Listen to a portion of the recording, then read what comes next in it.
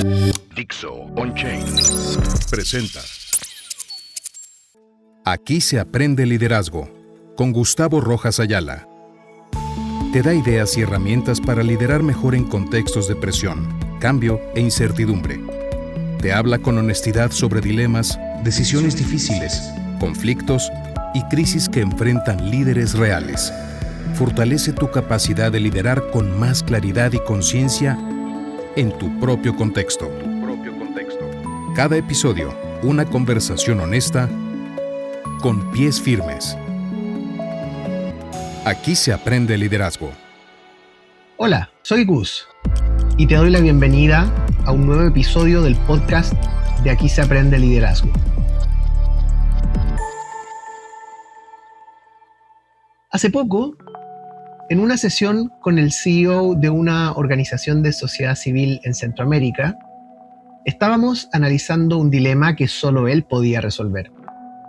Una de esas decisiones que te quitan el sueño por semanas, que te acompañan en la ducha, en el auto, a las 3 de la tarde o a las 12 de la noche.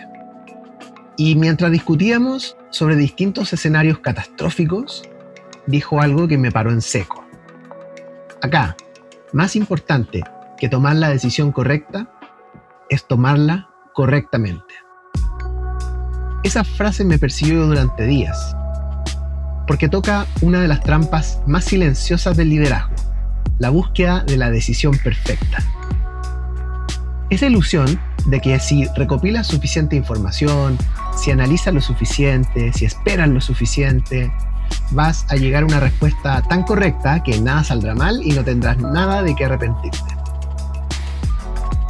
En este episodio quiero hablarte de eso, de por qué esa búsqueda puede paralizarte y de cómo puedes decidir mejor, sin necesidad de tener la certeza que tanto buscas. En otros episodios hemos hablado de problemas como desvinculaciones. Déjame contarte de la primera vez que yo tuve que despedir a alguien. Como suele suceder, se trataba de una persona muy querida por el equipo. Cuando no es así, la verdad es que las desvinculaciones resultan mucho menos complejas, pero en este caso había cariño y amistad. A pesar de múltiples y explícitos intentos por cambiar la situación, el problema de un desempeño inferior al esperado se alargaba mucho más tiempo de lo que podíamos realmente aguantar.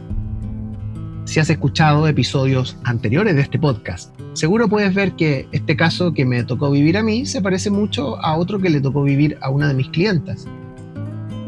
Y es muy probable que también te haya pasado a ti. Eso de llevarse el problema a la casa, pensar en él antes de dormirse, imaginar los efectos de esto en la persona que va a ser desvinculada, en su familia, en sus compañeros de equipo. Pero lo más difícil para mí era sentir una necesidad casi obsesiva de estar 100% seguro de que la decisión era correcta antes de ejecutarla.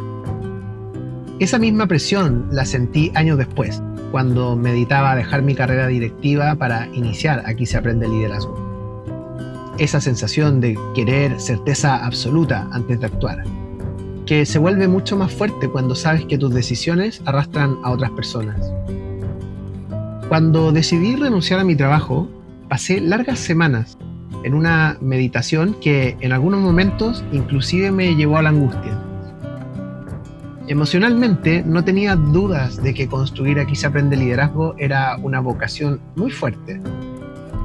Tampoco tenía dudas de que emprender era algo que llevaba anhelando por mucho tiempo. Pero tenía miedo.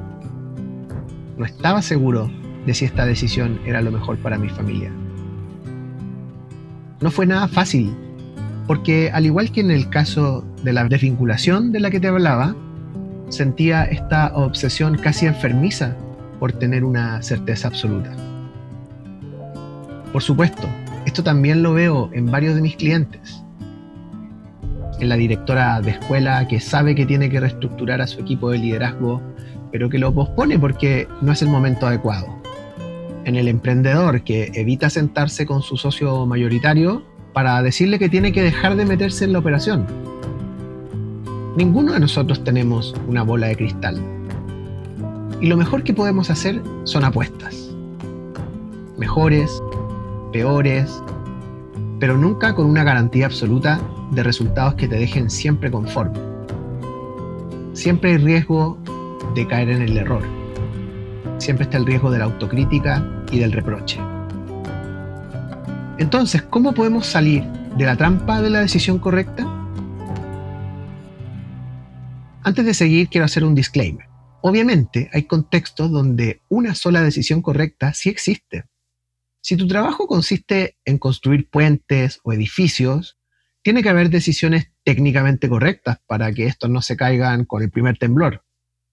Pero cuando lideras personas, cuando conduces organizaciones, cuando emprendes en mercados inciertos, la mayoría de las decisiones importantes se toman con información incompleta, bajo la presión del tiempo, y con consecuencias que nadie puede anticipar del todo. El problema no es que busquemos tomar buenas decisiones. Eso está bien. El problema es cuando la búsqueda de la decisión perfecta se convierte en una excusa elegante para no actuar.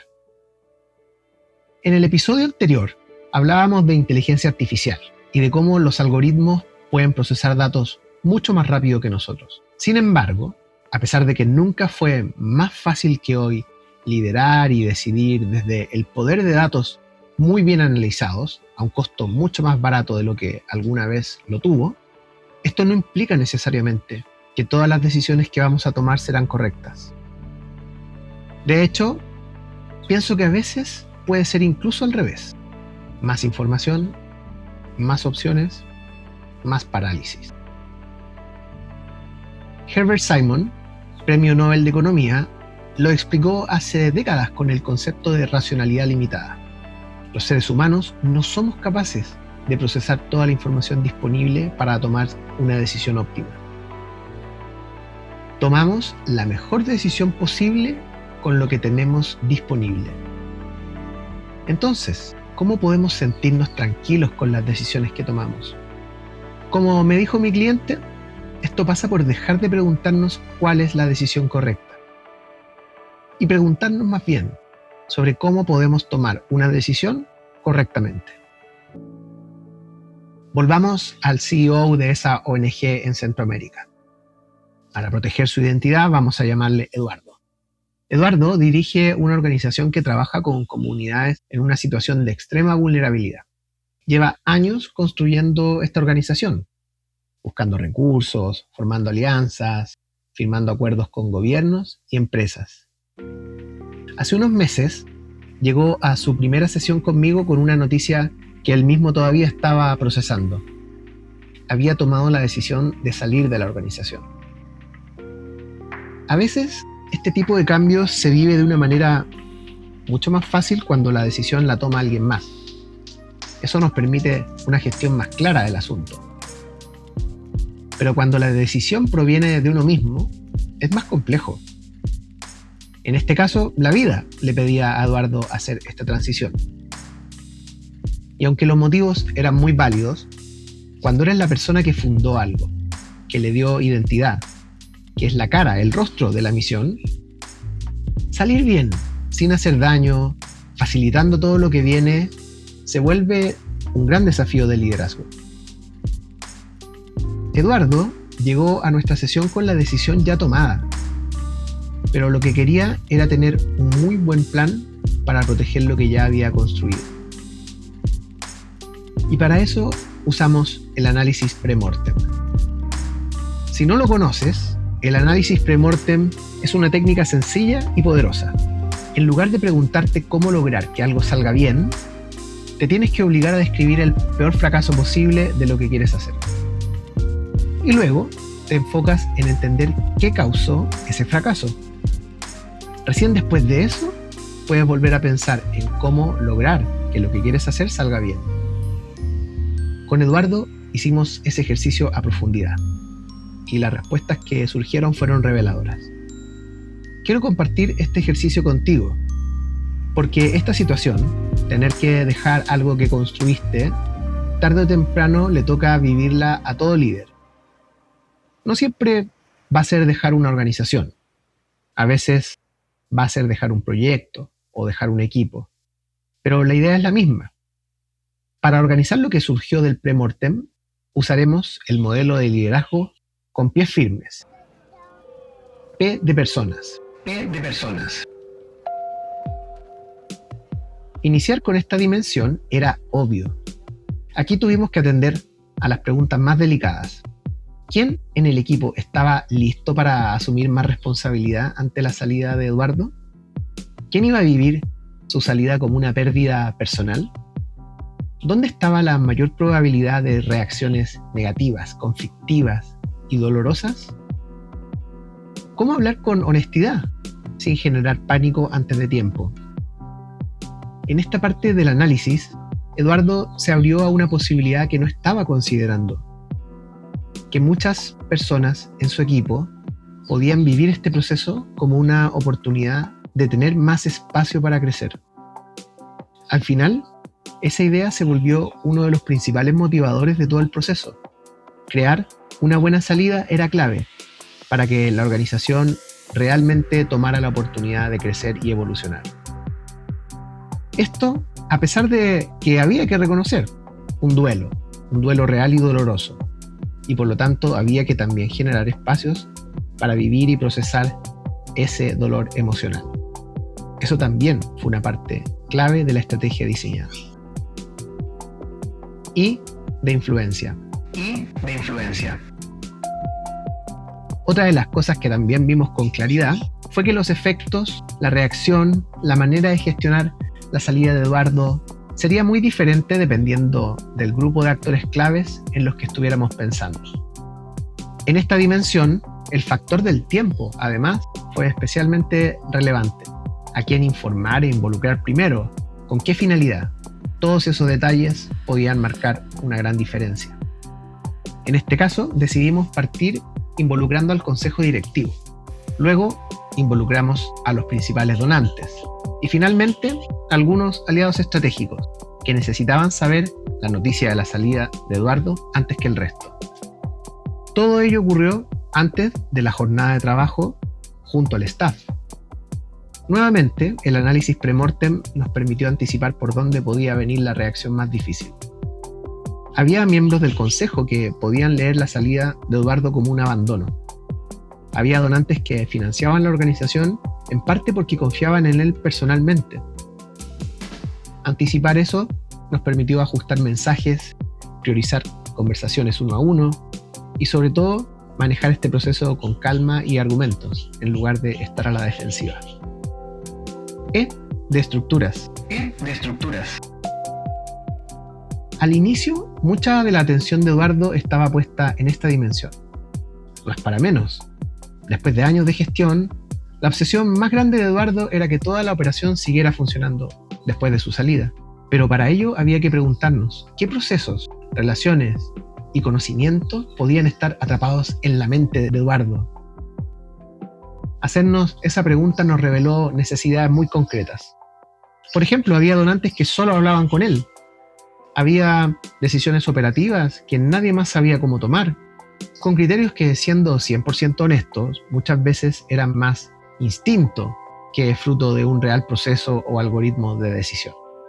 En general, la principal prioridad fue diseñar una transición que resolviera el "pregúntale a Eduardo" como respuesta para todos los acertijos. Es increíble el valor de tareas como documentar formalmente procesos en momentos como una transición. Suena aburrido, yo lo sé, pero nada bueno puede sobrevivir a una transición si solo vive en la cabeza de una sola persona. Y por último, S de sentido. Cuando te toca dejar algo que tú mismo creaste, la última gran creación que tienes pendiente es la historia que quieres que se cuente al respecto. Durante nuestras sesiones de trabajo, cada decisión del proceso de transición tenía un valor concreto, instrumental, pero también tenía un valor simbólico. Eso nos llevó a definir no solo una lista de actividades y de ideas claves, sino también de valores que debían verse reflejados en cada parte del proceso. Esto es difícil de hacer. Lo que está en juego es importante y no es fácil comunicarse con precisión en momentos de alta tensión emocional. Por eso, construimos guiones para estructurar los mensajes más importantes. Durante nuestras sesiones, Eduardo trabajó en una narrativa que primero lo dejara satisfecho, conforme y tranquilo a él, y que luego hiciera sentido para los distintos públicos y actores claves que debían recibir dicha narrativa. Y vaya que sí lo logró. En nuestros seguimientos posteriores, a modo de chiste, Eduardo me reportó cómo le estaba yendo con un lacónico "no hubo muerte". Pero luego me dijo que si nada salió como en el peor escenario catastrófico que habíamos imaginado, fue justo por la planificación y por haberse tomado en serio el proceso. Ahora déjame compartirte algo de mi propia experiencia. Antes de tomar la decisión de lanzar Aquí se aprende liderazgo, estuve meses en una especie de limbo. Venía de una carrera de 15 años trabajando en educación, donde los últimos 10 los pasé en puestos directivos. Tenía trabajo seguro, buen sueldo, reconocimiento, pero también tenía una gran curiosidad por vivir algo que no me había tocado y que me quemaba por dentro. Le pedí consejo a todo el mundo, leí sobre emprendimiento, hice rudimentarios modelos financieros, hablé con otros coaches y consultores, y mientras más sabía, más razones encontraba para seguir haciendo mi consultoría de forma complementaria a un rol de tiempo completo como los que yo ya había tenido. Hasta que un día, un amigo muy cercano me dijo algo que no me dejó en paz. Gus, tú realmente ya tomaste la decisión. Lo que estás haciendo ahora es buscar permiso o validaciones para ejecutarla. Pero lo único que realmente necesitas es comenzar. Y tenía razón. Muchas veces la decisión que tienes enfrente ya está tomada en algún lugar de tu cabeza o de tu estómago. Lo que te falta no es más información, es la valentía de asumirla. En mi caso, partí por lo más importante, las finanzas. Junto a mi esposa hicimos un plan que me aseguraba mantener a mi familia en una estabilidad total durante un año. Y a partir de esa ventana de tiempo, estructuré las metas y los objetivos para el primer año de Aquí se aprende liderazgo. Por supuesto, aquel primer plan era imperfecto. No resolvía toda la incertidumbre ni todas las dudas. Pero dar esos primeros pasos me permitió comenzar la ejecución de una decisión que en mi estómago y en mi corazón ya sentía tomada, con un sentido de responsabilidad acorde a mis roles como esposo, papá y adulto. Y creo que esa es la clave. Nunca vas a eliminar totalmente la incertidumbre. Quizás no vas a dormir 100% tranquilo la noche anterior a tomar una decisión grande. Pero si armaste un proceso, si miraste la situación desde múltiples ángulos y te preparaste para más de un solo escenario, entonces puedes dar el salto, haciendo tu mejor esfuerzo y esperando las mejores consecuencias posibles. Antes de cerrar este episodio, quiero invitarte a reflexionar sobre 3 preguntas. ¿Qué decisión estás postergando ahora mismo bajo la excusa de necesitar más información? ¿Cuál es el verdadero costo de esa indecisión para ti y para las personas que dependen de tu liderazgo? Y si en el fondo ya sabes lo que tienes que hacer, ¿qué es lo que realmente te está deteniendo? Recuerda, en muchas de las áreas de nuestro día a día como líderes, la decisión perfecta no existe. Pero lo que sí existe es la posibilidad de decidir con responsabilidad, con rigor y con conciencia del impacto de tus palabras y tus acciones. Aférrate a eso, porque en estos tiempos, cada día será más grande la tentación de delegar las decisiones difíciles a los algoritmos. En muchas organizaciones, la pregunta ¿qué dice la data? Se ha convertido en la nueva versión de ¿qué dice el jefe? Pero un dashboard no puede sentir el peso emocional de despedir a alguien. Un algoritmo no puede mirar a tu equipo a los ojos y decirles esta fue mi decisión y voy a cargar con las consecuencias. Esa responsabilidad es única, exclusivamente tuya. Y creo que proteger esa responsabilidad es una de las tareas más importantes que tenemos como líderes en esta época.